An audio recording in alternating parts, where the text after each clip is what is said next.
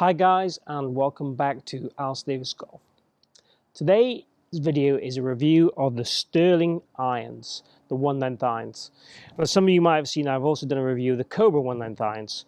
So I was quite interested to see how this model particularly compared to the Cobra ones, and particularly again how it compared to my initial feedback on the Cobra irons, which was pretty positive from my point of view.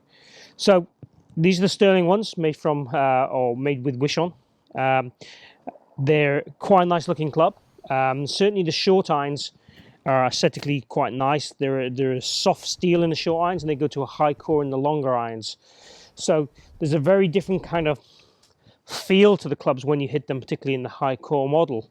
That was my initial feedback from hitting the first few. The high core sound quite loud, and the soft steel ones sound much more traditional.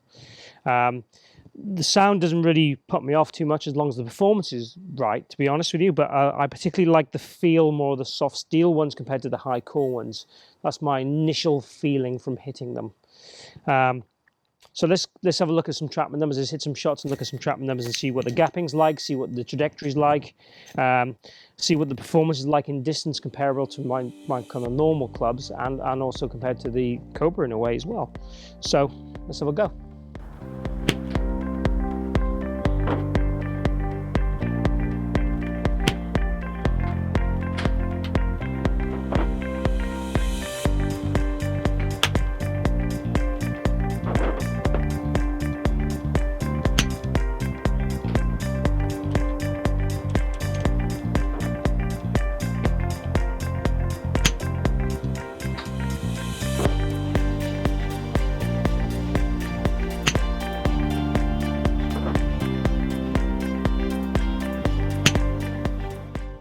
So let's look at the results, the Trackman data of the Sterling irons. So I'm going to look first of all at the carry distance we achieved. So when I look at the 4-iron, I achieved a carry distance of 193.9 yards, which compared to my personal clubs is slightly longer. My personal clubs are around about 186 to 190 yards. So they're going further than my current clubs.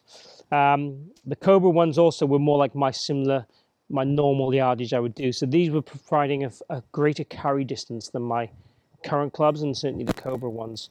In terms of height, the 4-iron was only going 66 feet in height for me, which is quite low.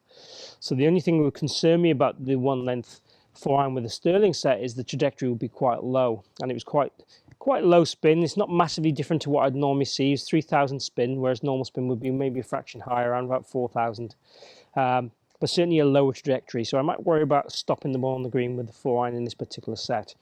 My normal height would be more like high 80s feet, and with the Cobra one it was high 80s feet as well.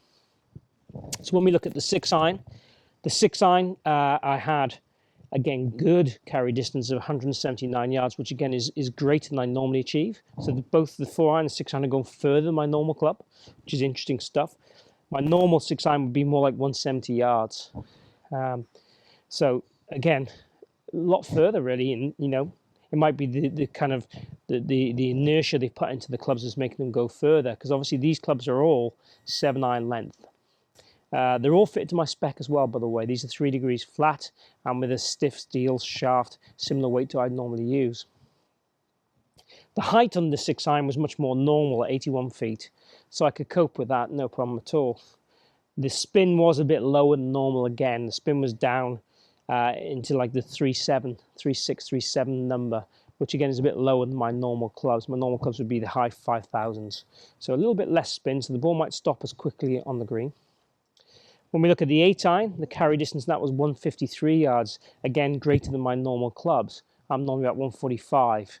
So I'm producing more distance with the first 3 clubs for sure. The height on the 8-iron was 92 feet, so much more like my normal numbers. Spin a little bit lower than normal again at 3,000, whereas I'd be normally much more like 7,000 to 8,000 spin.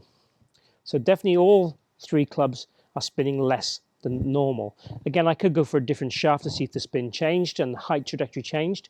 So that might be a little bit into the fitting process of the clubs, but certainly a lower trajectory and greater distance than my normal clubs. The wedge went 127 yards, which is kind of similar to what I would normally do. So the wedge distance was fairly normal. And again, from a feel perspective and comfort perspective, the long irons felt quite comfortable. The short iron for me, the long iron for me felt quite short, a bit like the Cobra one, and that takes a bit of getting used to again, really, because I haven't hit the Cobra one for some time. But the 4-iron, I did struggle to get the trajectory right for me. It went quite straight, and it went a long way in theory, but it would be coming into the green quite hot. That'd be my only concern. In terms of things like the swing plane was fairly consistent with all clubs, because bear in mind these clubs are all kind of the same swing weight, the same lie angle, the same length. My swing plane, vertical swing plane, didn't change a fat lot. It was 61 with 2 of the clubs, 60 with the other club, and 58 with the other club. And what I also did is took some videos of my golf swing with each club and looked at my swing, my spine angle on camera, on video software, and it changed a little bit. It was the same for 2 clubs and changed slightly for the other 2 clubs. It was 33 degrees with the 4-iron and the 8-iron, which is interesting. My spine angle was the same with a 4 and an 8-iron. And with the 6-iron and pitch and wedge, it was 30 and 31, so it changed a little bit. So it wasn't constant for each club, which is something that might be interesting if it did stay constant. Does that increase the consistency then of my swing action and swing plane? And I might do a little bit more investigation on my swing changes within the clubs. Do they change less than normal or more than normal or about the same? That might be an interesting little study to look at.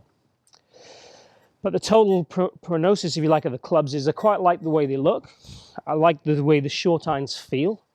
The long irons feel a little bit more sort of tinny, but certainly produced quite hot shots, quite a long way. So a lot of distance with the long irons.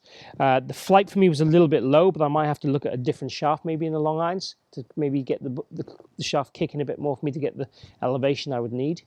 In terms of the launch angles went far away from went far away from normal, but it's more a case of the spin and the trajectory that was lower than normal. But certainly, I'm certainly intrigued still about the 1-length clubs, from trying the Cobra ones and trying these ones.